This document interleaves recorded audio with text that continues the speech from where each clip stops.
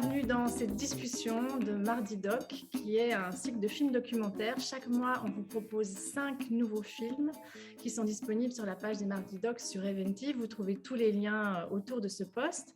Aujourd'hui, on a la chance de discuter d'un des films qui est disponible dans le cadre d'une programmation spéciale aussi sur l'histoire du mois des Noirs. C'est le film Regard Noir de Aïssa Maïga et Isabelle Simeoni. C'est une discussion un peu particulière parce que c'est à l'invitation notamment de Jessica Généus qu'on a pu programmer ce film. Et donc, on avait vraiment envie de laisser la place à ces deux actrices et réalisatrices de discuter du thème du film qui est évidemment très cher à l'une et à l'autre. Alors, c'est un film où Aïssa Maïga nous emmène dans différents territoires, la France, les États-Unis, le Brésil, pour essayer de poser la question de la représentativité, de la diversité dans le cinéma, de la représentation des Noirs, notamment des femmes noires, parce que c'est vraiment un thème très important dans ce film. Et aussi de voir comment dans ces différents territoires, cette question est posée.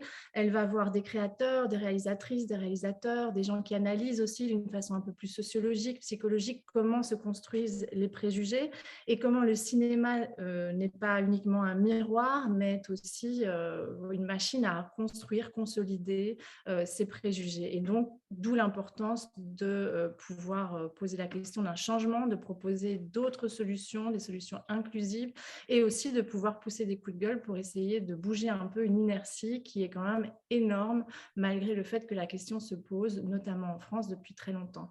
Aïssa Maïga, moi je la représente très vite, mais elle est très connue aussi en Haïti, donc actrice et réalisatrice française. Elle a commencé au théâtre, elle a joué dans de nombreux films, que ce soit au cinéma ou à la télévision. Elle a beaucoup travaillé avec des réalisateurs comme Michael Haneke, Michel Gondry, Cédric Klapisch, Abderrahmane Sissako, Mahamat Saleh Haroun, beaucoup d'hommes.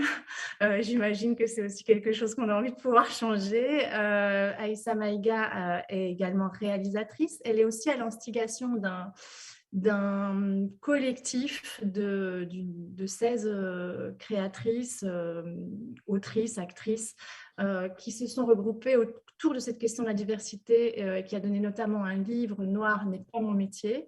Ce film, Regard Noir, vient un peu dans le sillage de cette initiative pour marquer le coup, continuer à poser cette question qui est d'une importance capitale pour l'évolution de la société, des sociétés.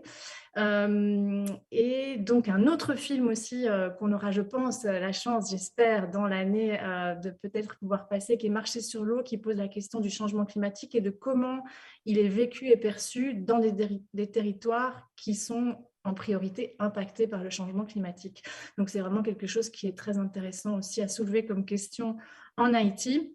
Jessica Généus, je ne la présente plus, mais quand même, parce qu'on est sur les réseaux sociaux, donc peut-être il y a des gens qui, moins qu'en Haïti, connaissent peut-être juste, en tout cas, les derniers développements avec le succès du film Freda. Mais donc Jessica Généus est aussi actrice et réalisatrice, donc actrice en Haïti avec des réalisateurs comme Richard Sénécal, Arnaud Lantenin, Raoul Peck, aussi dans des films caribéens et américain. Comme réalisatrice, Jessica a commencé il y a déjà une dizaine d'années, je dirais, une petite dizaine d'années, mais en tout cas avec des portraits courts au départ qui sont regroupés sous un titre qui s'appelle Visage nous et qu'on a la chance de passer régulièrement. Et également son premier long métrage documentaire, D'Ouvanjou Kalévé, qui a eu un très beau succès en festival, un très beau succès critique et aussi auprès du public. Et évidemment, sa première grande fiction qui a été présentée à Cannes cette année et qui fait le tour des festivals, qui reçoit de nombreux prix. C'est évidemment le film Freda, sa première fiction. Et donc, vous avez, je pense, en commun, toutes les deux, en tout cas, le fait de vouloir mettre à l'image des femmes fortes, des femmes noires fortes, telles que vous en connaissez dans votre quotidien et qui malheureusement ne se retrouvent pas assez sur l'écran et dans les milieux du cinéma. Je suis très, très contente de vous avoir toutes les deux. Je vais vous laisser discuter très bientôt parce que l'idée, c'est vraiment que vous puissiez échanger ensemble. Bienvenue dans cette discussion et puis je voulais vous demander comment vous allez. Très bien. Moi, je vais très bien. J'espère que tu vas bien aussi, Jessica. Merci, Maude. Super bien. Je vais très bien. Je suis comme une gamine, en fait. Je suis trop contente. Je suis fan avant tout et de la personne, fan de la réalisatrice, fan de la femme. Et moi, je suis Aïssa depuis un bout de temps. Maintenant, comme j'ai étudié un peu à Paris, donc avant, c'était vraiment de très, très loin, de regarder ce qu'elle fait, de regarder ses films, de suivre son parcours. Et la beauté d'aujourd'hui, c'est comment que sa dernière réalisation et Freda tu vois, font un chemin ensemble. Donc, les deux films sont sortis un peu ensemble. Son film a été à Cannes aussi et on a commencé à hurler au téléphone. On était trop contentes.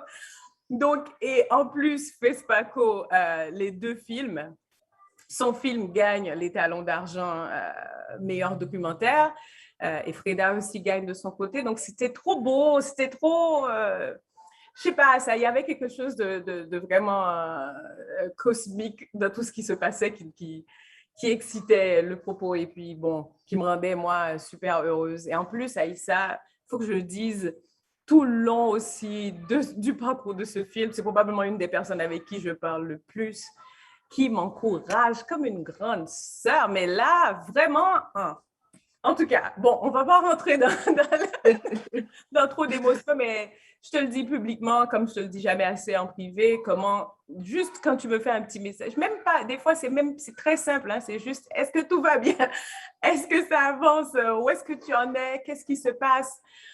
Essayer, même pendant la course aux Oscars aussi, pareil, tu vois, essayer de connecter les gens, essayer de voir qu'est-ce qui peut se faire.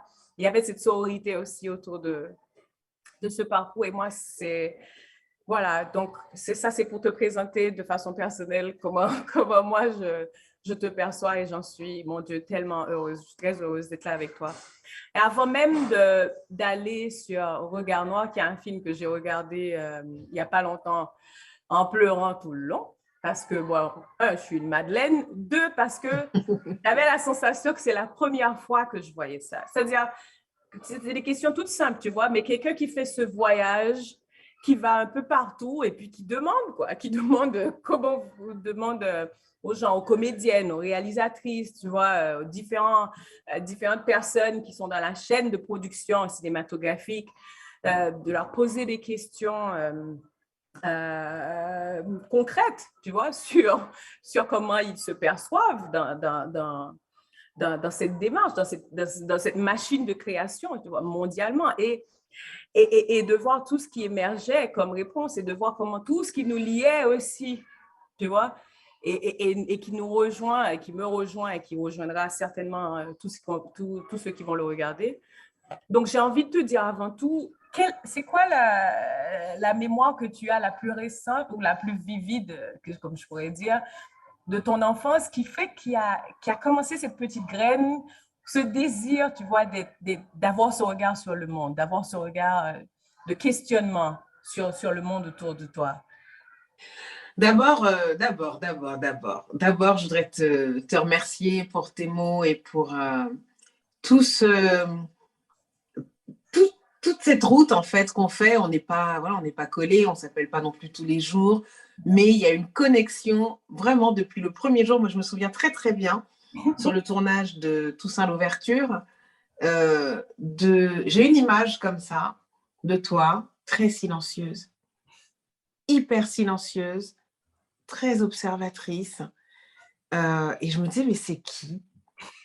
C'est qui cette comédienne qui n'en fait pas des tonnes, qui n'est pas en train de prendre la parole à tort et à travers, et je sentais une densité, et évidemment, je ne suis pas devin, je ne pouvais pas savoir ce que l'avenir nous réservait, mais quand tu m'as dit que tu faisais ton film, quand j'ai vu le parcours incroyable, magnifique de Freda, quand j'ai vu le film qui m'a bouleversée à plus d'un titre, qui m'a fait voyager en Haïti, sur cette île où je ne suis pas encore allée, quand j'ai vu ces portraits d'une jeunesse, ces portraits de femmes, quand j'ai vu le regard politique, tout ça, en fait, souvent me revenait l'image, cette première fois là, que je t'ai vue sur le tournage et que j'ai senti qu'il y avait vraiment quelqu'un.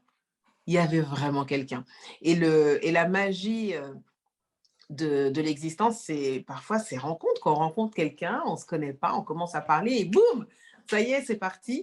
Et vraiment, je suis très, très heureuse de pouvoir discuter, enfin en tout cas, prendre la parole auprès des gens en Haïti qui vont regarder le film, qui l'ont peut-être déjà vu, qui se posent les mêmes questions ou d'autres questions, et que cette discussion ait lieu avec toi, parce que je pense que c'est important qu'on se connecte, et parfois, quand on voit deux personnes se connecter, ça nous inspire, ça fait du bien. On se dit, ah ouais, c'est possible. Les gens peuvent être en solidarité les uns avec les autres.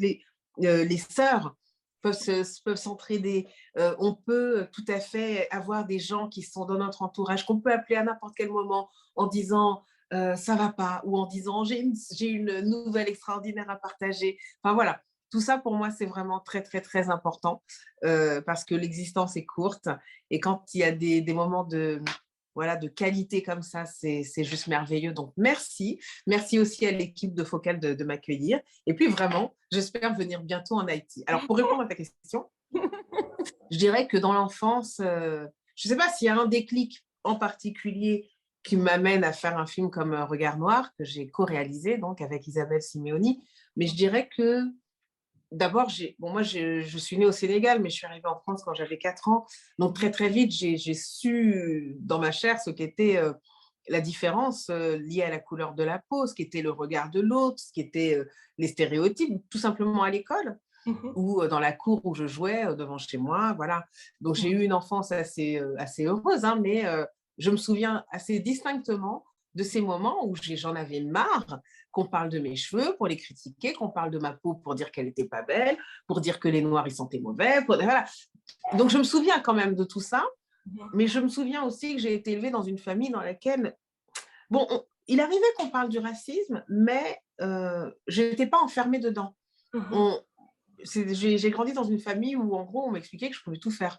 Bon, il fallait quand même travailler à l'école, mais que voilà, j'avais pas cette sensation d'être écrasée totalement par le poids du racisme en France enfant. C'est vraiment adulte, notamment quand j'ai décidé de devenir comédienne, que là, vraiment, c'est devenu quelque chose d'omniprésent, d'écrasant, d'entêtant. Donc, du coup, je dirais que dans l'enfance, bon, il y a eu mon père, hein, ça c'est évident. Mon père était... Je pense à lui quand je dis ça. Et quand Oui, même, il était très proche de quelqu'un d'assez important. Mais vas-y, oui, dis. tout à fait. Mon père s'appelait Mohamed Maïga, il était journaliste, un journaliste très engagé du Mali. Il vivait à Paris, mais lui, il était très, très engagé sur le continent africain, notamment au Burkina Faso, aux côtés de Thomas Sankara. Je ne sais pas s'il est très connu en Haïti, Thomas Sankara. Oh, Oui, oui, voilà. je Je ne suis pas étonnée. Et donc, ces hommes font partie d'une génération d'Africains intellectuels très attachés à leur terre, très attachés au-delà de leur terre, au continent, à l'idée de l'unité des peuples, et même de l'unité des peuples noirs sur la planète, mais aussi des peuples opprimés, tout simplement.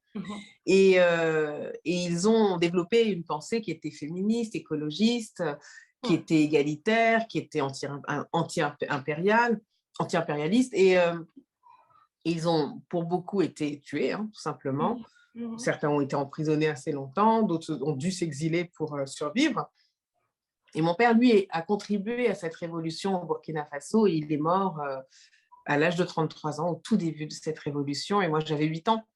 Donc, c'est sûr que c'est quelque chose qui m'a éminemment marqué. Quand il est mort, moi, je n'avais pas conscience de ses activités politiques. Pas du tout. C'était mon papa.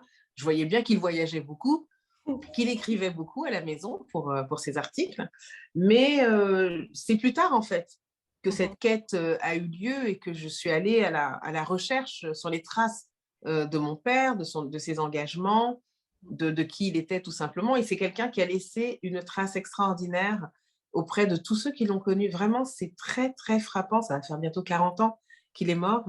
Et les gens en parlent comme s'il était encore là, quoi. C'est quelqu'un de très solaire, de très, très aimant, il aimait beaucoup la vie. Il avait aussi une forme de gravité. Enfin bon, un mélange de beaucoup de choses qui m'ont énormément manqué, mais qui m'ont aussi nourri. des choses dont j'étais fière aussi. Et cette fierté-là, je pense qu'elle m'a aidée à rester verticale dans des moments d'adversité. Voilà. En parlant de quête, si tu permets, Aïssa, on va faire un petit voyage vers ton film et on va Oui. regarder un petit extrait. En France, les directeurs de casting affirment être prêts à offrir tout type de rôle à tout type d'acteur. Alors, d'où vient le blocage ? On m'avait écrit le rôle d'une infirmière qui s'est transformée en un rôle de bonne. Et moi, je pense qu'ils ont l'image figée quoi, sur le fait que l'Africain ne peut jouer qu'un certain genre. Il faut toujours qu'ils aient une image du boubou. C'est là où je me dis, ils ne vont pas chercher ailleurs. Ils ne veulent pas utiliser autre chose de moi. Quand j'ai passé le concours de dernière année du conservatoire, en fait, j'ai eu un second prix d'interprétation. Au début, j'étais très contente. Et le directeur m'a dit, comme ça, à l'oreille, il m'a dit « Tu méritais un premier prix, mais le fait que tu sois noire, on sait que tu ne vas pas faire de carrière, donc on ne t'a pas donné le premier prix. » Et j'avais 17 ans. Je me promenais à la Foire du Trône avec des amis, et puis c'est là que la directrice de casting m'a approchée et m'a dit qu'elle recherchait quelqu'un comme moi pour le premier rôle du film. J'ai trouvé ça un peu bizarre au départ. Je me suis dit, c'est pas une démarche commune. Et au fur et à mesure, j'ai compris qu'il n'y avait pas forcément d'actrices de mon âge noire en France. Donc, ils étaient obligés un peu de nous caster dans les rues, à des sorties de concerts, à Châtelet, un peu partout où on pouvait trouver des jeunes filles noires. Combien de castings pour des rôles principaux avez-vous déjà passé? Oui, c'est sur les doigts d'une main, hein, mais... Moi, 0. Je crois 1, pas plus. Des acteurs noirs, asiatiques et maghrébins dans les rôles principaux, c'est pour quand? Il y en a quelques-uns, ça arrive. C'est pas assez, il en faudrait beaucoup plus dans les seconds rôles. Je pense que c'est là que ça se fait. Exactement. Alors, dans certains castings, la couleur de peau peut-elle être considérée comme un handicap? Oui, mais ça vient pas de nous. Ouais. Ça vient donc de la chaîne alimentaire. D'accord. Nous, on est relativement en bas de la chaîne alimentaire. Oui, je comprends. Tu vois. En vrai, qui a le dernier mot sur le casting? En France, en long métrage, réalisateur quand même, et producteur. Une casting m'appelle parce qu'elle avait un film à faire qui se passait en Afrique. Et elle m'appelle, elle me dit « Bonjour, alors je vous appelle parce que comme je ne vous connais pas vraiment, on m'a parlé de vous, j'ai su que vous aviez fait tel et tel film. Je voudrais savoir si vous avez un peu plus de chocolat, mais un peu plus de lait dans votre chocolat ou un peu plus de lait dans votre café que de café dans le lait ou dans le chocolat. » C'est jamais la bonne couleur, en fait. C'est... Soit il faut être noir foncé, soit il faut être blanc, mais quand on est métisse, en fait, il y a une métisse plus connue. Enfin, ça va jamais, quoi. Et parfois, ouais, plusieurs fois, je me dis, ah, j'aurais bien aimé être noire. Au moins, il y a des castings, c'est noir, quoi. Il y a un nivellement dans l'incarnation qui est plus ou moins acceptable. Et je dois dire qu'effectivement, j'ai la chance de, assez souvent, presque plus que certaines amies, travailler, parce que comme on me disait, mais toi, ça passe. The Walking Dead, c'est elle. La Servante écarlate, c'est elle aussi. Elle, c'est Sharon Bailey, l'une des directrices de casting les plus en vue d'Hollywood. Vous avez travaillé sur beaucoup de projets incroyables, à la fois pour le cinéma et pour des séries télé. Vous devez donc avoir une vision globale de l'évolution des questions de diversité et d'ethnicité. J'ai remarqué que beaucoup d'acteurs de couleur, de France, d'Angleterre ou d'ailleurs, venaient aux États-Unis parce qu'ils estimaient qu'ils avaient plus de chances d'être castés ici, plutôt que dans leur pays. Ça m'a étonnée. Pourquoi ça vous a étonné? Pour tout vous dire, je vous imaginais en avance sur nous, sur ces questions. Alors, comment influencez-vous les gens avec qui vous travaillez? On aborde le sujet quand on reçoit le script. On dit « Est-on ouvert à toutes les origines ?» Parfois, ils disent non, et on leur demande pourquoi. C'est très intéressant quand le showrunner d'une nouvelle série dit « Je veux un monde qui reflète la société actuelle. » Par exemple, pour La Servante écarlate, il n'y avait aucune règle concernant la couleur de peau des personnages. On choisissait en fonction du talent et on épinglait les photos au mur pour être sûr d'avoir une vraie diversité. Vous pensez que le simple fait d'écrire « casting ouvert à toutes les origines », ça peut changer la donne, si c'est écrit? C'est un bon moyen d'y parvenir. Il faut faire passer le message aux agents, leur dire que le casting est ouvert à tous et qu'ils doivent proposer des acteurs issus de toutes les ethnies. Ensuite, on doit tenir parole et auditionner ces acteurs. Et juger quand ça fonctionne et quand ça ne fonctionne pas.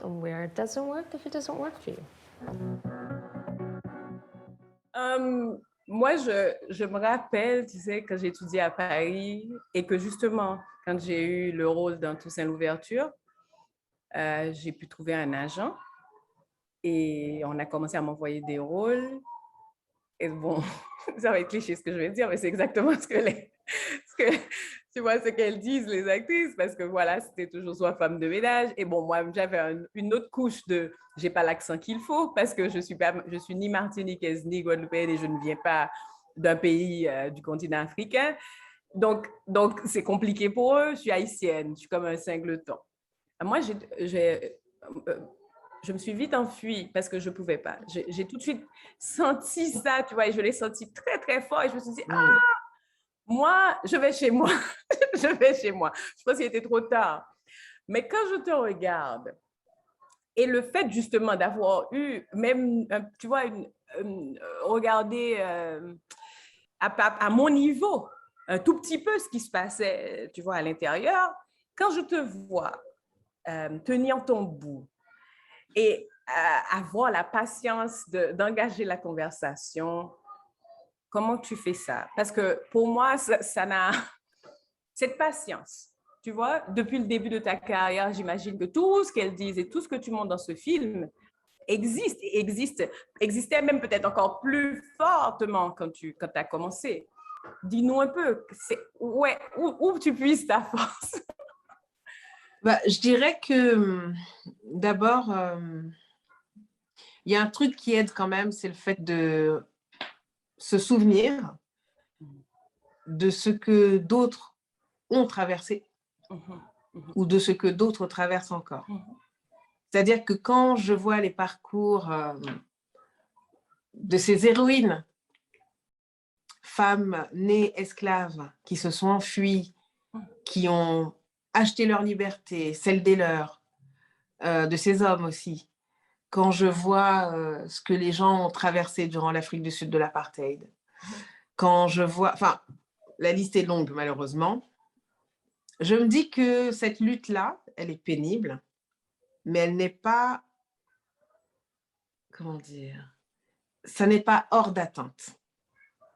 En fait, ça me met dans une posture d'humilité où je me dis que, bon, c'est dur, c'est chiant. On ne va pas se mentir, au quotidien et sur le long terme et d'un point de vue professionnel et de ce qu'on peut voir aussi, de ce que ça génère sur l'état psychique des uns des autres ou de soi-même. C'est très pénible et puis c'est anachronique. On se dit qu'un pays comme la France, honnêtement, avec son histoire ultra connectée, même si ça s'est fait dans la douleur, les crimes contre l'humanité aussi, c'est une histoire qui est vraiment faite de connexion avec l'ailleurs et avec des peuples d'ailleurs. Donc la France ne devrait pas être étonnée aujourd'hui d'avoir sur son territoire hexagonal et sur ses territoires même d'outre-mer des populations très mélangées, très, très mixtes, très bigarrées. Et ça devrait, en toute logique, se refléter, je dirais, naturellement et de façon assez démocratique sur les écrans. Bon, ce n'est pas le cas parce que la France, à certains égards, ne connaît pas son histoire. En tout cas, elle ne connaît pas certains pans de cette histoire. Elle refuse de la regarder en face. Elle nous explique que c'était très positif, la colonisation, par exemple.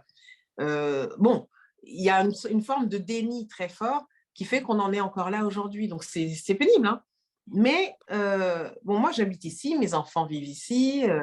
Je n'ai pas l'intention de repartir ni au Mali ou au Sénégal, qui sont mes deux pays d'origine. Et du coup, je me dis que voilà, c'est ma part. Peut-être que si, comme toi, j'avais grandi ailleurs, la question se poserait très différemment. Oui. Parce que moi, j'ai un tel ancrage ici que voilà, j'ai pas l'intention de partir. J'adore voyager, mais c'est vraiment ma maison ici. Ouais. Même si parfois je me dis, bon. C'est ça qui est dur. C'est ça qui est dur. Moi, je trouve que c'est ça, la violence de ça. Et c'est pour ça que j'adore la sérénité qu'il y a dans ce film. Malgré le fait qu'il y a des choses, tu vois, très difficiles qui se disent, il y a quand même une sérénité que moi, je ne sais pas comment j'aurais fait. Parce que justement, comme tu le dis, je n'ai pas grandi en France. J'ai grandi en Haïti. Donc, je suis arrivée, j'avais 25 ans. Donc, je me suis dit, OK, ça, c'est pas... Je ne vois pas comment. Mais d'appeler un pays, tu vois, de dire c'est mon pays parce que ça l'est. Et de constamment, tu vois, avoir tous ces signaux qui te disent, en fait, on n'est pas sûr. Tu te dis, mais... Ou alors le réflexe de quelqu'un de te dire, mais tu viens d'où? Alors que non, en fait, je pense que ce qui aide vraiment à tenir, c'est qu'il n'y a pas que ça. En fait, s'il n'y avait que ça, je pense honnêtement que toute personne sensée ferait ses bagages, etc. La spécificité de cette situation, c'est que c'est mélangé. C'est-à-dire qu'à certains égards, c'est un pays qui est incroyable, qui est en plus en mouvement sur la question des droits des femmes. Et quoi qu'on en dise sur la question des minorités ethniques, ça bouge. Et c'est pour ça d'ailleurs que ça crée autant de réactions. Moi, quand je vois ce que, des prises de parole peuvent générer, comme celle de Rokhaya Diallo, qui honnêtement a un discours extrêmement sensé et très construit. Ce n'est pas quelqu'un qui parle à tort et à travers. Quand je vois ce que Maboula Soumaoro, qui est une historienne française qui est spécialiste de l'histoire noire américaine, je crois, quand elle prend la parole sur la question des violences policières, j'entends quelqu'un d'extrêmement sensé et qui, en plus, enseigne à l'université. Elle a plutôt, l'habitude d'avoir une argumentation solide. Quand je vois ce que ça génère, quand je vois ce que Assa Traoré, qui réclame justice pour son frère, qui est mort entre les mains de la police et qui est mort et les policiers n'ont pas dit tout de suite, n'ont pas annoncé immédiatement le fait qu'il l'était, on peut se dire qu'ils avaient quelque chose à cacher. On réclame tout simplement justice et on voit ce que ça génère. Il y a ça d'un côté. Mais de l'autre côté, je vois aussi... tu as pris position, tout ce que ça a généré aussi. Oui, j'ai évidemment vu ce que ma prise de position au César a pu générer. Mais ce que je vois aussi, c'est toute l'adhésion qu'on emporte. Le soutien extraordinaire que peut avoir une Rokhaya Diallo, une Assa Traoré, une Maboula Soumaoro, ou que moi, dans mon champ, qui est celui du cinéma, je peux avoir aussi. Mais ça vous porte. Moi, je reçois tous les jours des messages de soutien, tous les jours, et beaucoup, et de tous les horizons, de différents pays, mais de différentes classes sociales en France, des gens de tous âges. Quand je suis allée présenter mon autre film, Marcher sur l'eau, je suis allée partout en France, partout. Et il y a des femmes qui sont des femmes blanches de 75 ans qui viennent et qui me disent, je ne suis pas actrice, je ne suis pas noire, mais moi, je vous soutiens parce que vous avez raison. Et ça, c'est un soutien qui vous nourrit. Et ce sont des luttes symboliques, qu'on a gagnées au niveau symbolique, j'en suis persuadée. Parce qu'on parle d'égalité. Et au fond, ce qu'on réclame, personne ne peut dire que c'est inapproprié. Les gens trouvent des justifications, ils se défendent, etc. Mais au fond, cette valeur qu'on brandit, elle est fondatrice dans l'histoire de France. Donc non, moi j'estime que c'est un combat qu'on a déjà gagné et qu'il faut... Mais par contre, il y a des luttes qu'il faut continuer à mener pour que ce combat se transforme en réalité et que les jeunes qui arrivent derrière nous n'aient pas à lutter contre ça. Que voilà, la génération de mes enfants n'ait pas à se soucier de ça quand ils vont chercher du travail, pour que les femmes soient un jour payées autant que les hommes à compétences égales. Voilà, tout ça, c'est des luttes qu'on continue à mener pour que les femmes puissent s'habiller comme elles le veulent, qu'elles aient envie d'être en mini-jupe ou en hijab, qu'elles décident elles-mêmes. Elles décident et c'est de ce pouvoir. Et qu'on cesse de ça. Oui, et rien n'est acquis aussi, tu vois, parce qu'à chaque fois, il y a des combats qui mènent et il faut toujours, de génération en génération, qu'il y ait des gens qui fassent en sorte que ce combat reste viable et que, tu vois, et qu'on ne perde pas, parce qu'il y a des droits qu'on arrive à acquérir et qu'on perd, malheureusement, tu vois. En Haïti, tu as la sensation qu'on refait les mêmes combats, malheureusement, parce que justement, cette transmission n'est pas assez forte, où il n'y a pas une structure qui te permet de le faire. Tu vois, c'est encore bancal. Tout est... En tout cas, bon, pour revenir à nous, on va faire un petit voyage parce que justement, du fait que tu dises que les gens de partout, tu vois, t'écrivent. Parce que, voilà, ce questionnement, bien sûr, va au-delà de la France. Elle expose des problèmes de société et ça, c'est mondial. Donc, on va faire un petit tour encore en extrait au Brésil avec toi et puis on revient tout à l'heure. À tout de suite. C'était excitant au départ parce que tu dis « Ah, c'est un rôle qui me correspond ». Parce que c'est fait pour une noire, et elle a mon âge, donc tu es super content, tu veux postuler, tout ça. Tu dis, ah ouais, l'histoire, elle est bien. Parce qu'en plus, tu es content parce que l'histoire est bien, parce qu'elle ne te ressemble pas. Je veux dire, je viens pas d'une famille de 50 enfants, je suis pas des cités. Donc, effectivement, ça m'excite, ça me ressemble pas. Ce qui est difficile, c'est que quand tu cherches un personnage et qu'on te dit, mais cherche pas le personnage, c'est toi. C'est fait comme... À la fin, tu comprends qu'en fait, l'autre, il est en train de te dire non, c'est toi dans ta vraie vie. Et ce qui est dur aussi, c'est que tu te rends compte qu'en fait, tu ne vas pas faire rêver les gens. Parce que, ouais, ce qu'ils aiment, c'est de pouvoir rêver. Ils aiment se dire, ouais, en fait, elle vient d'une cité, son père, il ne voulait pas qu'elle fasse du théâtre, donc il la battait. Et sa mère, elle faisait des ménages tard la nuit, donc voilà.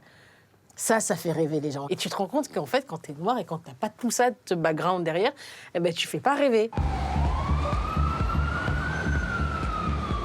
Cap au sud, vers l'endroit où vivent le plus d'afrodescendants au monde.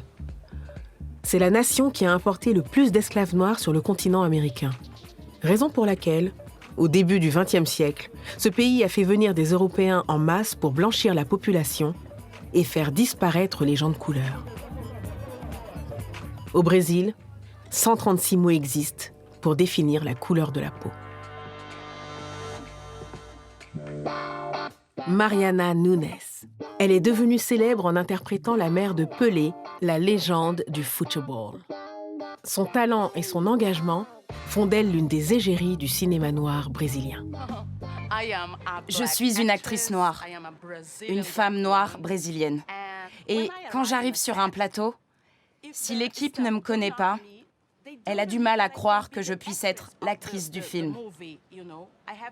Il faut que je tourne ma première scène et que je sois convaincante pour qu'on me voie enfin comme une actrice. Ici, au Brésil, on ne veut pas voir le racisme. Les Noirs, ce sont ceux qui font le ménage ou qui balaient les rues. C'est impossible d'imaginer un médecin noir, un avocat noir ou une actrice noire. Un noir ici sera mieux accepté si son apparence physique se rapproche de celle d'un blanc. En fait, on entend souvent parler de très fin. Si on a un nez plus fin, une bouche plus petite, une peau plus claire et des cheveux moins crépus, on est plus facilement accepté. Tout ça, c'est lié à notre construction sociale. Certes, notre pays est métissé, on le constate au quotidien, mais le fait d'avoir le teint clair nous éloigne davantage de la senzala, le logement destiné aux esclaves, et nous rapproche de la Casa Grande, la maison de maître où vivaient les Blancs. Et donc, on est mieux accepté, on s'intègre plus facilement dans la société, des portes s'ouvrent. Pour réussir ici en tant qu'actrice, disons qu'on sera mieux accepté et qu'on aura accès à une plus large palette de rôles si on a des traits fins.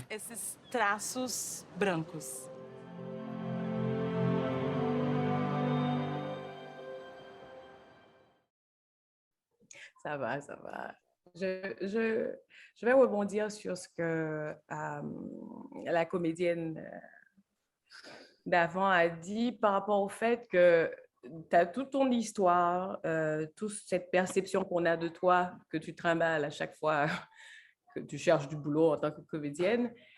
Et ça, c'est quelque chose qui m'avait vraiment marqué quand elle dit qu'on ne fait pas rêver. Ça m'avait vraiment... Et Yaïdara, oui. Mais ça m'avait vraiment pas déstabilisé, mais c'est comme... c'est comme un choc. Tu réalises qu'en fait, oui, c'est vrai.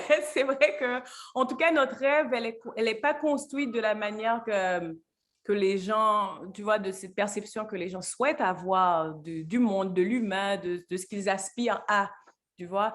Et ça, j'ai envie de te demander, est-ce que tu penses que, comment formuler ça bien? Est-ce qu'il faut être activiste? Est-ce que tu le sens comme... Je sais que ça va de soi parce que tu as vécu des choses, donc il faut que... Donc forcément, ça peut arriver que tu aies envie d'en parler et de t'impliquer d'une façon beaucoup plus concrète tu vois, dans une quête pour que ça s'améliore, pour que ça... Mais est-ce que tu sens qu'en même temps, c'est presque une obligation dans une société telle que la tienne ou n'importe où, de toute façon, quand on est noir, il y a des conversations qu'on doit avoir et qu'on doit enclencher dans ces eaux-là. Qu'est-ce que tu penses de ça? Est-ce que par exemple, on est autorisé de faire des films où on rigole où il n'y a pas de questions? Voilà, je sens que tu es lancé, que tu peux dire quelque chose. Je pense qu'il faut se sentir libre, en fait. Pour moi, il n'y a pas d'injonction. On n'est pas forcé de quoi que ce soit. Je connais des acteurs, des actrices qui vivent des situations difficiles, mais n'ont pas envie d'en parler publiquement. Soit parce qu'ils ne se sentent pas capables d'aller au-devant d'une masse comme ça, médiatique, ou même dans une salle de prendre la parole. Ce n'est pas leur truc. Soit parce qu'ils ont peur. Et je pense que la peur, il faut l'entendre, il faut la respecter aussi. Soit parce qu'ils ont, l'impression que ce n'est pas ça qui fait bouger les choses. Enfin voilà, il y a tout un tas de raisons qui peuvent faire que quelqu'un se dit que il préfère juste travailler, faire son job, et puis le reste, c'est pas des champs dans lesquels il veut s'investir. Et puis si on a envie de faire que de la comédie, on fait que de la comédie. Moi, je suis pas, vraiment, il n'y a pas d'injonction. Moi, je me sens libre de prendre la parole et parfois, je me sens libre aussi de ne pas la prendre et de me taire et de ne pas faire des commentaires, de ne pas faire des posts. On n'a aucune obligation. La seule obligation que j'ai, c'est de respecter les gens autour de moi, d'être quelqu'un, un humain qui se comporte bien avec autrui. Après, le reste, c'est vraiment chose individuelle et ce sont des choix qui peuvent être lourds. Parfois, moi, je ressens aussi une sorte de fatigue, une sorte de lassitude. Et parfois, je me dis, de moins en moins, mais plus jeune, parfois, je me dis, mais je suis obligée à chaque interview de ramener ça, ou alors qu'on ne me pose pas de questions sur le rôle, comment je l'ai travaillé, comment a été la rencontre avec le ou la cinéaste, quels sont les rêves que j'ai en tant que comédienne. Non, il faut que je parle du fait que c'est dur d'être noire en France. Enfin, non, parfois, tu n'as pas envie et c'est normal, c'est humain. Bon, après, moi, me concernant, c'est vrai que j'avoue que j'ai quand même du mal à me taire quand il y a une situation que j'estime être injuste, que j'estime être inappropriée, que j'estime être génératrice de souffrance de façon totalement arbitraire et dégueulasse pour des pans entiers de la société. Et je pense que ça a des vertus. Je pense que quand on prend la parole, quand on est témoin, que ce soit dans la famille, que ce soit dans les transports en commun, que ce soit à son travail, ou que ce soit publiquement si on a la possibilité de le faire, c'est important de dire qu'on n'est pas d'accord, de pointer, d'adresser les injustices. Parfois, on a l'impression de ne pas être entendu.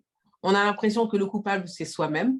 Les gens se disent non, il n'y a pas de problème. Le problème, c'est toi, parce que tu viens la ramener, tu viens parler d'inceste dans la famille, tu viens parler de telle femme qui a été bousculée dans le métro. Les exemples sont malheureusement très nombreux, mais ce que je veux dire, c'est que c'est vrai que ça peut générer un sentiment de solitude aussi, parce que parfois, on s'en prend plein la gueule, mais vraiment. Et en même temps, moi, je peux me regarder dans le miroir, parce que je suis en phase avec qui je suis. Et moi, en France, je travaille. Je veux dire, je fais partie des rares actrices noires, en tout cas de ma génération, à travailler très régulièrement. Je gagne bien ma vie, je suis épanouie professionnellement. J'ai beaucoup de chance.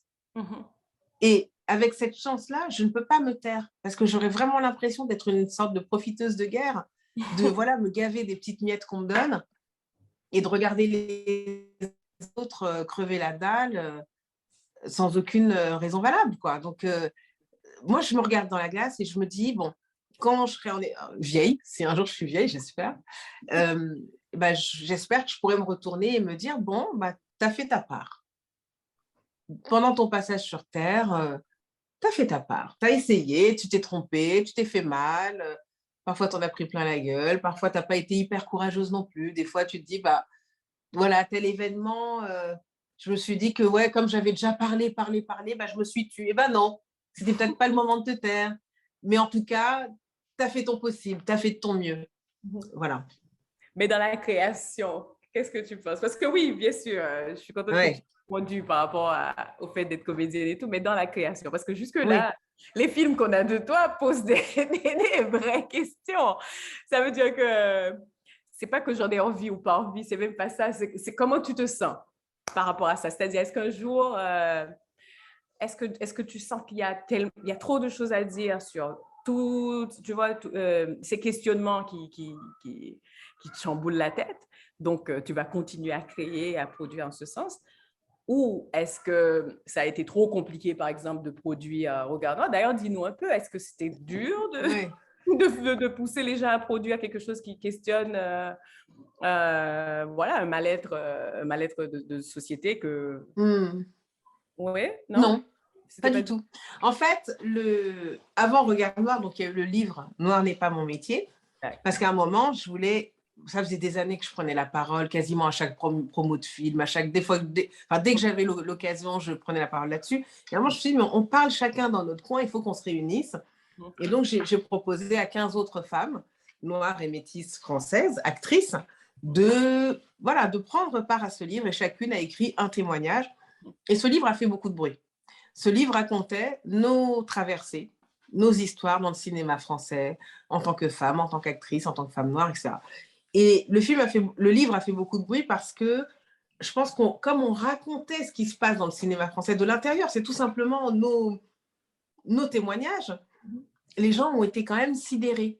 Parce que quand une personne vous raconte quelque chose, vous pouvez toujours vous dire, bon, c'était il y a longtemps, elle exagère, ça a changé. Mais quand vous prenez 16 personnes et que toutes racontent différemment, chacune avec sa propre histoire, son âge, sa culture, etc., chacune raconte et que tout converge vers la même chose, c'est l'idée d'une discrimination à la française, du coup, les gens sont touchés.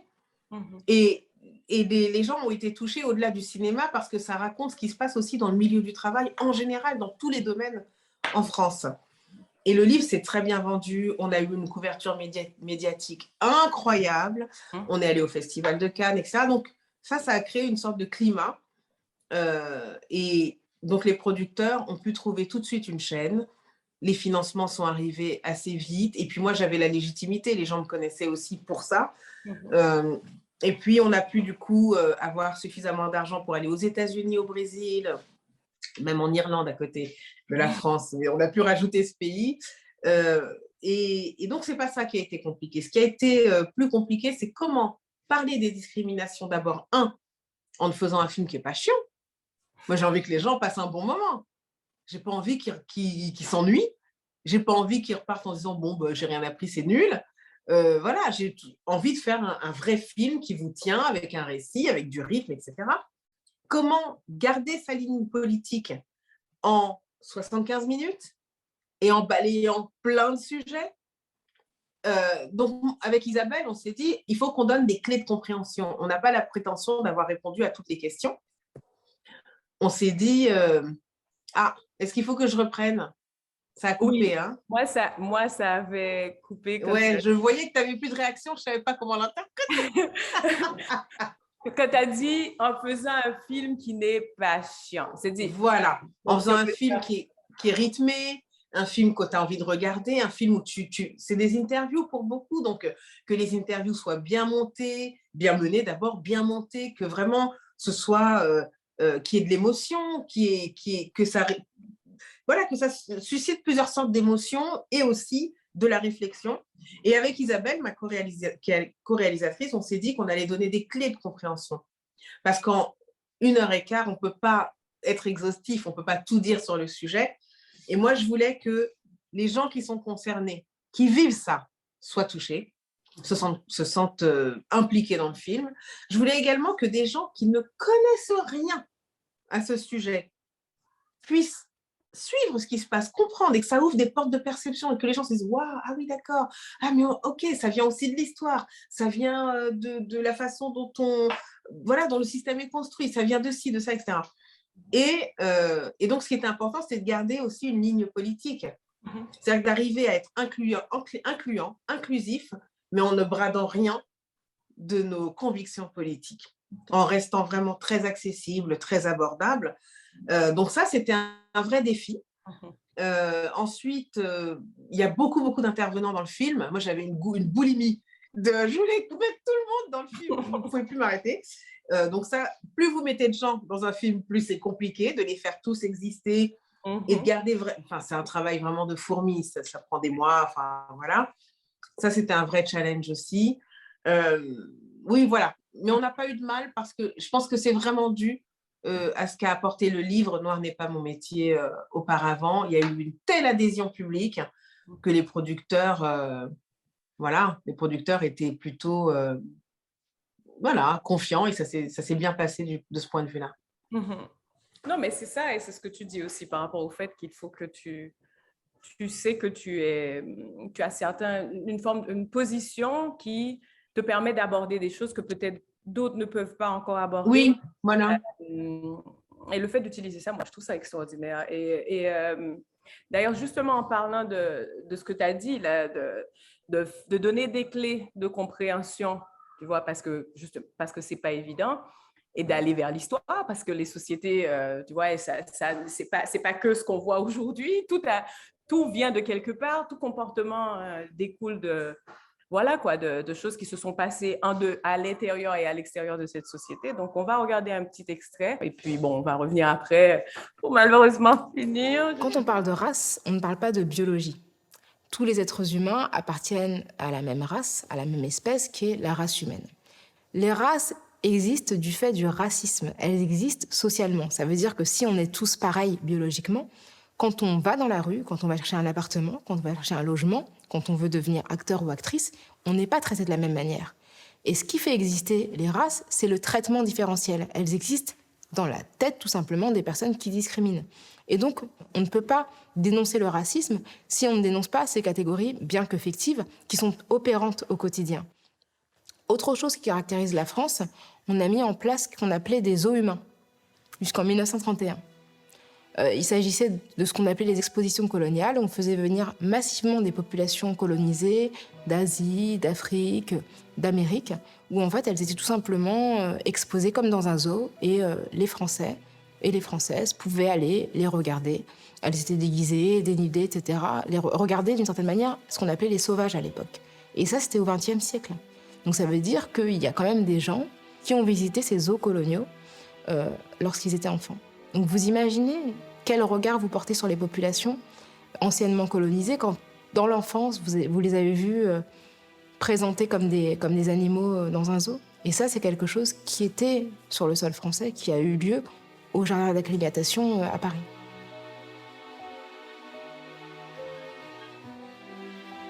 L'imaginaire colonial, l'imaginaire esclavagiste a vraiment construit les personnes noires comme étant des corps sauvages et des corps à la fois puissants, mais à la fois dangereux parce que non maîtrisés. Et c'est vrai que quand on pense au passé, on pense, on pense aux noirs cannibales. C'est un imaginaire qui est aussi réactivé aujourd'hui par la figure notamment du jeune garçon de banlieue.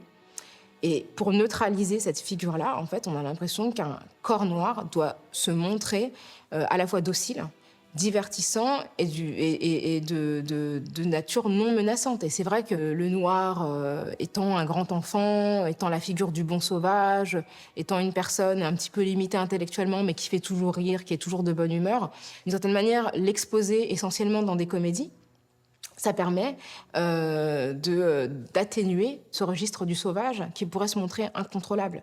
J'avais vraiment pas du tout de boulot. Et on me dit, voilà... il y a un casting, et donc je regarde le texte, Et je vois le personnage s'appelle Blanchette.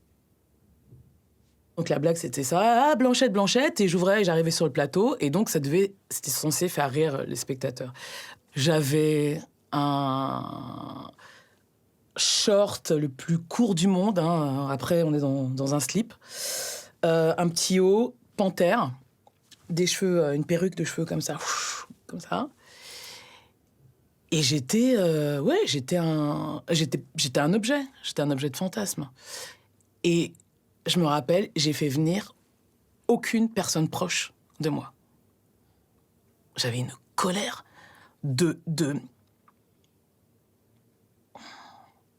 qu'on me donne pas des rôles à la hauteur de ce que j'étais.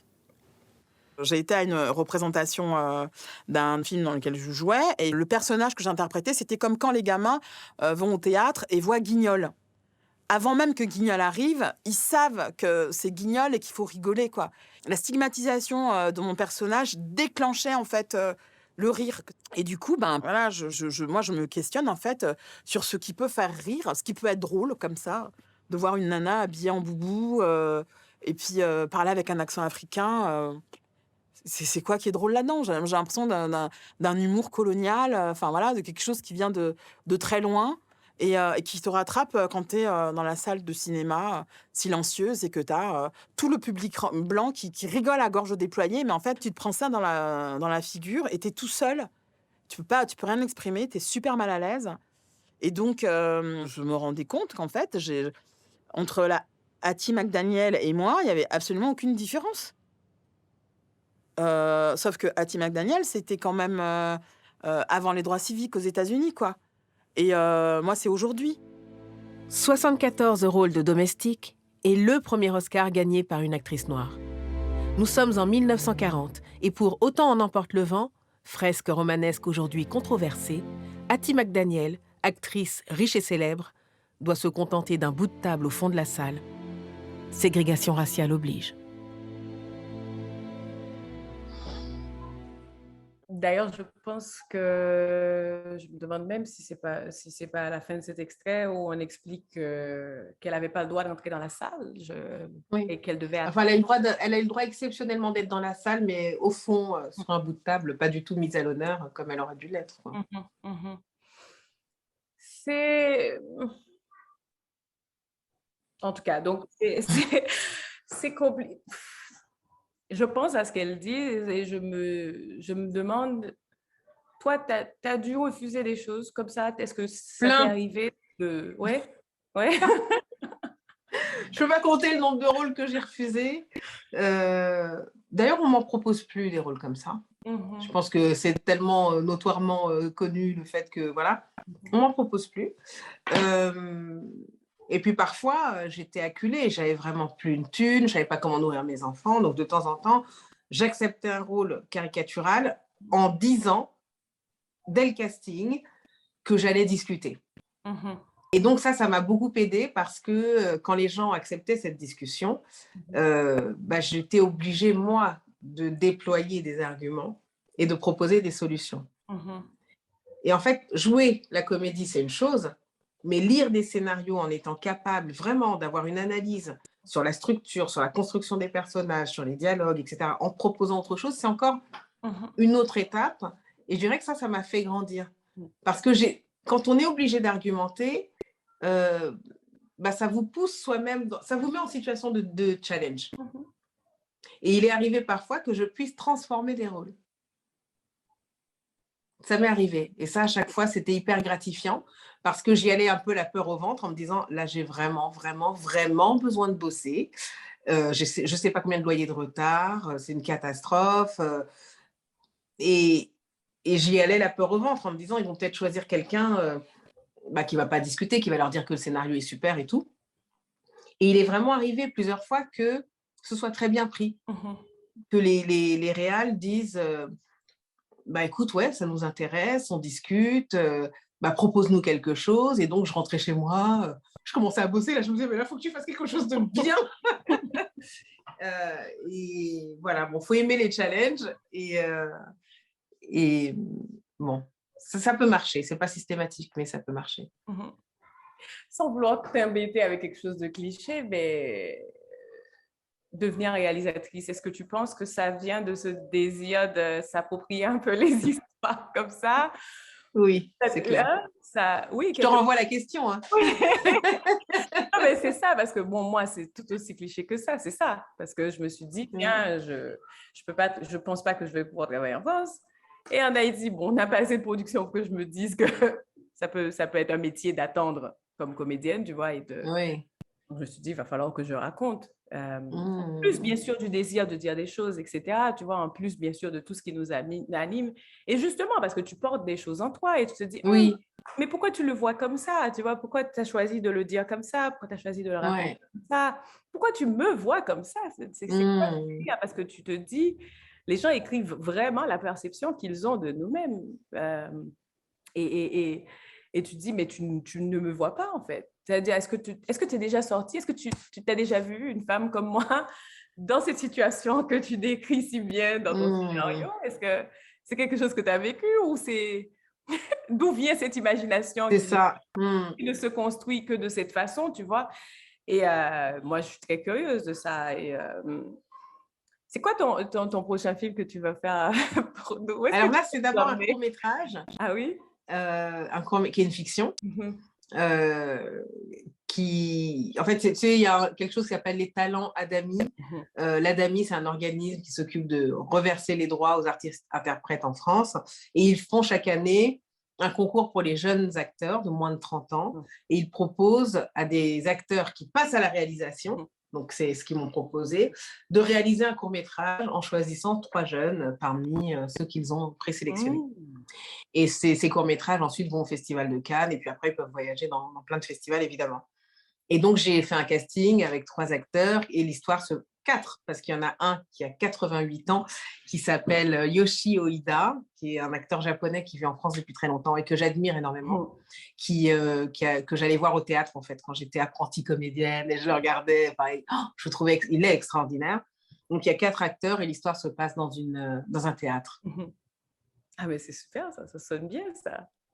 Ouais, je te tiendrai au courant. Ça va être accessible, oui. Quand ça va être fait, ça va être accessible. Alors, oui, je ne sais pas comment ça se passe après, mais je pense qu'avant Cannes, on ne pourra pas le diffuser. Ouais.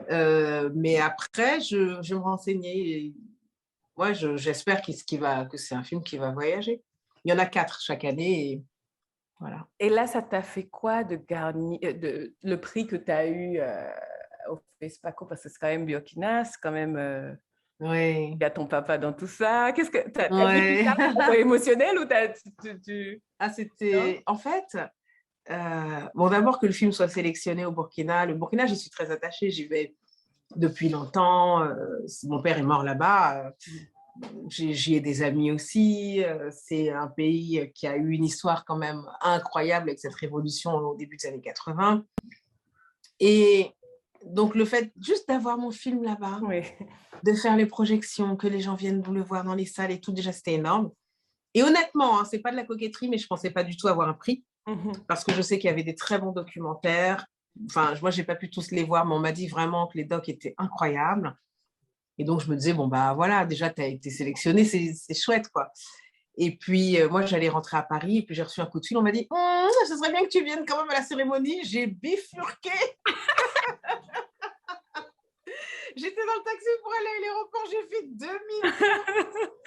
2000. Et là, je me suis dit, bon, j'espère qu'il ne m'appelle pas juste pour faire le pot de fer, parce que j'avais rendez-vous le lendemain matin à Paris. Et donc, je comptais quand même attraper l'avion après la cérémonie, parce que moi, je crois aux licornes, hein, tu vois. Ça n'a jamais eu lieu, évidemment. Et donc, quand ils m'ont appelée, j'ai eu 5 ans. J'étais une petite fille. En fait, j'ai vraiment eu une sensation de l'enfance. Je ne sais pas comment l'expliquer. Dans mon corps, dans ma tête, il y avait quelque chose de l'ordre de la joie pure. Et juste d'un cadeau de la vie comme ça. Et j'étais heureuse, quoi. Mais heureuse vraiment comme une enfant, comme une gamine. Et je me souviens très bien de ce moment. J'ai profité de chaque pas qui m'a menée... voilà, et je voyais tout. Il y a quand même pas mal de gens que je connais, des cinéastes, des acteurs, des actrices. Je voyais tous ces visages qui me souriaient. c'était Noël. Je ne sais pas comment dire. Mais tu vois la magie. Moi, le premier film dans lequel je t'ai vu, c'est Bamako. J'étais en Haïti. Ah ouais. J'étais en Haïti, il y avait un festival dans le sud du pays, à Jacmel, et dans une salle comme ça, et justement, Abderrahmane Sissako était venu présenter le film. D'accord. Et donc, on a vu le film, j'ai pu lui parler, il y a eu des conférences de presse, donc j'ai pu le rencontrer à ce moment-là. Et que même s'il n'était pas président de la partie documentaire du festival, mais il était quand même là. Oui, c'est vrai. Quand même là, dans l'assistance. Et puis toi, je ne sais pas, il y avait plein de choses comme ça. Moi, j'aime bien les remarquer parce que quand même, dans ce film, tu étais magnifique et c'est tellement voilà quoi, c'était beau. Moi, je l'ai vu rapidement, tu vois. Et moi, j'ai pensé à ça. J'ai pensé à tout ça. Quand j'ai vu qu'il a gagné, j'ai pensé à ça. J'ai pensé à lui qui était là. Je me dis, oui, c'est vrai, il est fiction, mais ça fait pareil, tu vois, c'est l'énergie de tout ça. Et d'être dans ce pays, d'être au Burkina, d'être à Ouaga, moi, voilà, bon, c'était pas un prix pour Regard Noir, c'était pour marcher sur l'eau. Faut que je me remette sur le délire. Mais j'ai trouvé... j'étais trop contente. J'étais trop curieuse aussi de savoir ce que tu as ressenti. Et toi? Moi, non, j'étais pas là. Oui, mais qu'est-ce que tu as ressenti quand tu l'as appris? Le fait que tu sois là, tu vois, mais quand je l'ai appris, je pense que... En fait, tout ce qui arrive avec ce film, j'arrive pas à comprendre. C'est ça le délire. Avec Freda? Oui, parce que je pense toujours à quand j'étais en train non seulement d'écrire, mais de monter et toute la difficulté, c'est comme, je dis, mais comment? Tu vois ce que je veux dire? Je dis, comment tu fais tout ça là? Comment ce film, il va là, il prend toute cette place, ça veut dire quoi ça? C'est extraordinaire. Et je pense que je suis toujours dans le choc, tu vois. Et je pense même des fois que je suis complètement dans... Des fois, je suis comme... Je veux même pas y penser. Et où je me réfugie dans l'idée, tiens, j'écris le prochain, ou des trucs comme ça, tu vois, parce que tu te dis, non, ça, c'est trop. Parce que tu n'avais pas cet espoir, tu vois. Comme tu dis, déjà, tu es sélectionné, tu es content. Tu vois, on veut bien du film là et là et là. Tu es content. Tu veux juste rester dans un coin et ne pas trop embêter personne, tu vois, parce que tu ne le prends pas encore la place. Et on va le prendre, hein, beaucoup plus, je pense. Oh oui, c'est que le début. Et puis on attend là, les jeunes réalisateurs, réalisatrices qui nous regardent là. On vous attend. Il faut qu'on la prenne, cette place. Et je me rappelle, les jeunes, tu vois, en fin d'année, j'étais à un super beau concert d'un festival. Et les jeunes, ils disaient, mais maintenant, il ne faut pas que ça reste là avec ce film-là. Je dis, parce qu'il faut que vous devez faire des films. Ça ne va pas arriver tout seul. Il faut les faire, les films. Il faut arrêter de se poser trop de questions, d'être dans cette obsession de perfection dont on ne sait même pas c'est quoi le truc. Tu vois, fais-les, écris.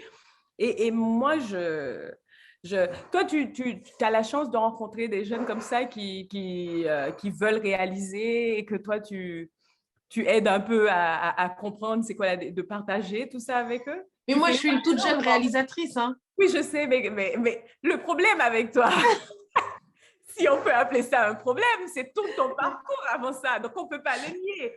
Oui, non. Enfin, je vois bien le parcours d'actrice et comment dire, je vois bien l'expérience que j'ai accumulée. Maintenant, en tant que réalisatrice, j'ai fait 2 films. C'est peu. En plus, je les ai faits en même temps. Ce n'est pas un film et puis l'autre. C'est-à-dire que je les ai vraiment menés de front. Il ne faut jamais faire ça. Hein. Mais voilà, du coup, c'est comme 2 premières fois. Et le prochain film que je fais, là, je vais bénéficier d'une expérience de réalisatrice que j'aurais eue auparavant. Donc, je suis très, très précautionneuse par rapport... Il ne me vient pas trop à l'idée de donner des conseils parce que moi-même, je suis encore en train de me découvrir. Quoi. Mais par contre, ce que tu dis, oui, sur le fait d'oser, sur le fait de se lancer. Moi, il y a quelque chose qu'a dit l'actrice et réalisatrice et productrice Issa Rae, qui m'a marquée. Elle a dit, en fait, faites avec les gens qui sont autour de vous. Arrêtez de penser que il faut avoir tel producteur inaccessible, telle actrice inaccessible, tel chef décorateur. Prenez les gens autour de vous. Commencez petit, avec des budgets modestes. Et puis, vous avez un pote qui a du goût, qui sait bien décorer les... Prenez-le pour votre film. Vous avez quelqu'un qui écrit des nouvelles dans son coin. Prenez-le comme scénariste, écrivez ensemble. Et ça m'a... Parce que moi, je peux avoir ce truc de vouloir faire en sorte que tout soit un peu parfait pour démarrer. Et en fait, c'est jamais parfait.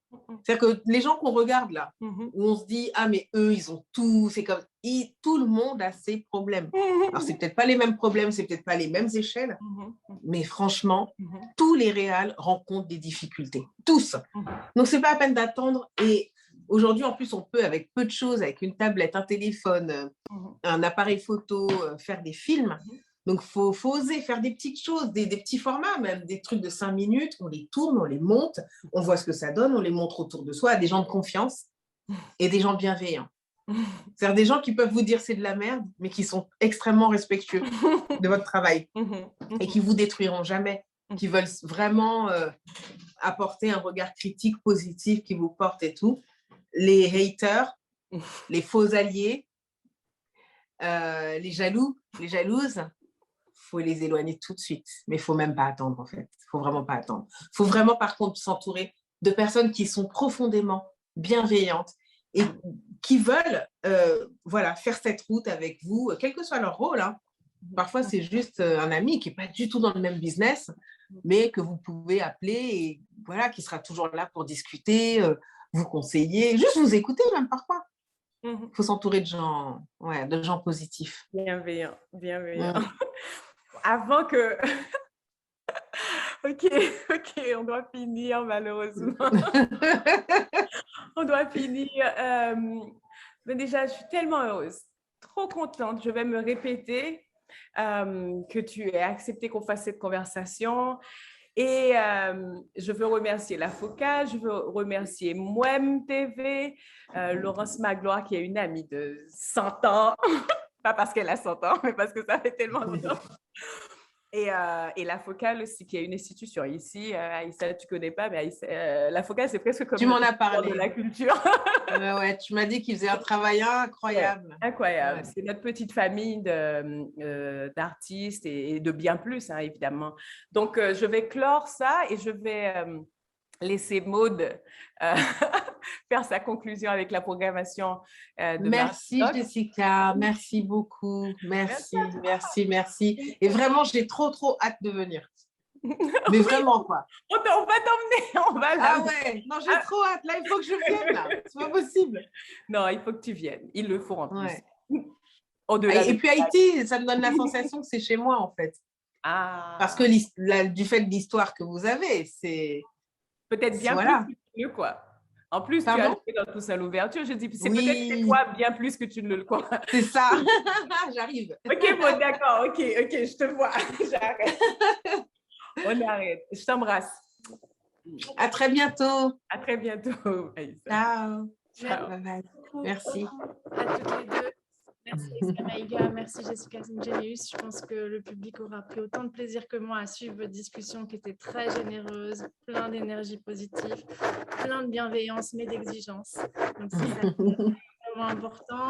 Je remercie aussi Moine TV avec Laurence Magloire, Cathy Désir. Je remercie Carl Foster-Candio qui s'assure de la diffusion et de la publicité de ces conversations et des films en général. Leslie Roque-Duperville aussi à Focale pour la diffusion. Je vous invite aussi à aller voir le très beau film de Alice Diop qui est La mort de Danton, qui pose aussi la question de la représentativité des rôles, qui s'attarde vraiment sur la question du théâtre. Et je vous annonce déjà le film de la semaine prochaine. C'est un tout court-métrage qui est très joli de Stéphanie Saint-Onge. Et on aura l'occasion d'en discuter avec elle donc mardi prochain. À très bientôt. On regarde un tout dernier extrait de Regard Noir d'Aïssa Maïga que je vous invite à aller voir intégralement et gratuitement sur la plateforme jusqu'à la fin du mois. Un grand merci à vous deux. Merci beaucoup. Au revoir. Au revoir. Ciao. À bientôt. Portez-vous bien, prenez soin de vous. Oh, wow. You said my knee. Oh, wow. Mon besoin? Je pense que j'ai envie de prendre part à ce débat, à ce combat, tout simplement parce que j'ai la chance d'avoir dans ma vie des femmes géniales. Ma mère, une femme noire extraordinaire. Ma femme, mes amis, mes tantes. C'est l'univers dans lequel j'ai grandi. Mes films reflètent mon quotidien, le monde qui nous entoure. Ils évoquent le rôle essentiel des femmes noires ici, aux États-Unis. Ce sont elles qui tiennent nos communautés à bout de bras quand tout le reste s'écroule. Il est important pour moi de montrer des personnages féminins noirs forts et dans une large palette de rôles. Et j'espère pouvoir continuer à le faire. Concernant les femmes noires, c'est clair qu'elles souffrent d'un manque d'opportunités, aussi bien devant que derrière la caméra. Et il faut que ça change. Il faut que les femmes noires aient plus d'opportunités et puissent s'identifier.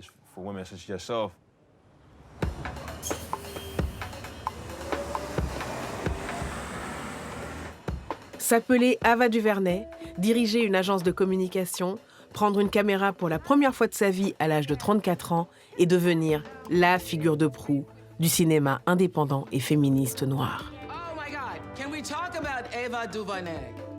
Elle est la première africaine-américaine dont le documentaire Le 13e est nommé aux Oscars. Et son long-métrage Selma, qui retrace la célèbre marche pour les droits civiques, est nommé aux Golden Globes. Film après film, elle réhabilite les combats des Noirs aux États-Unis. Rencontrer Ava DuVernay, l'autodidacte, la game changer, c'est repartir boosté pour plusieurs décennies. Hey, comment ça va? Quelle beauté, quelle reine. Merci. Merci à vous, je suis ravie de vous rencontrer. Désolée du retard. Non, il n'y a aucun Toutes problème. mes excuses.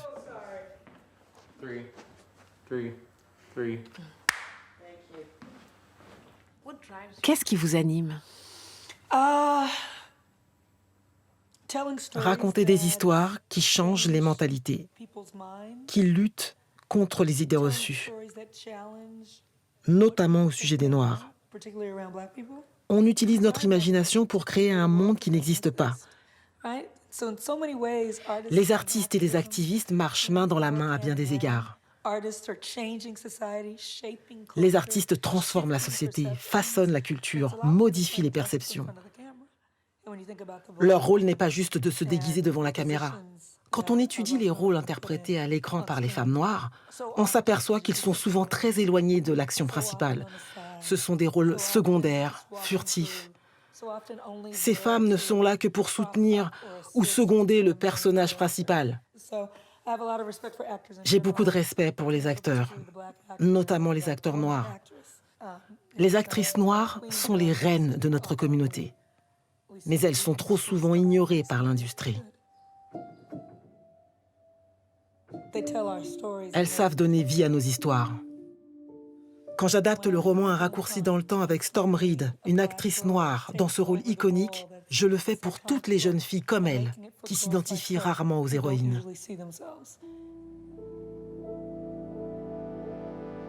Hey, comment allez-vous? Très bien, très bien. Ravie de vous rencontrer. Moi aussi. Merci de me recevoir. Quand j'ai été castée pour Un raccourci dans le temps, j'ai compris que le rôle avait été écrit pour une fille blanche. Mais ça ne me gênait pas. Et en plus, j'avais adoré ce roman. Mais ensuite, quand j'ai vu toutes ces filles qui me disaient « Merci, je peux enfin m'identifier à l'héroïne », j'ai su qu'il y avait un besoin et un manque de représentation.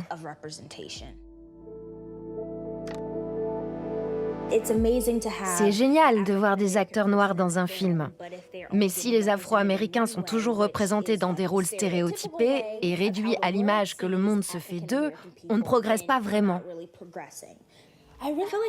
C'est un combat à plusieurs niveaux. D'abord parce qu'il y a les rôles stéréotypés qui ont la vie dure. Ensuite, le manque d'opportunités pour obtenir des rôles ou occuper des fonctions de pouvoir. Parce que déjà, on est des femmes et en plus, on est des femmes afro-américaines. Et ça donne quand même l'impression de beaucoup d'obstacles. Bien sûr, les choses avancent, il y a des personnes qui réussissent, mais il reste beaucoup à faire.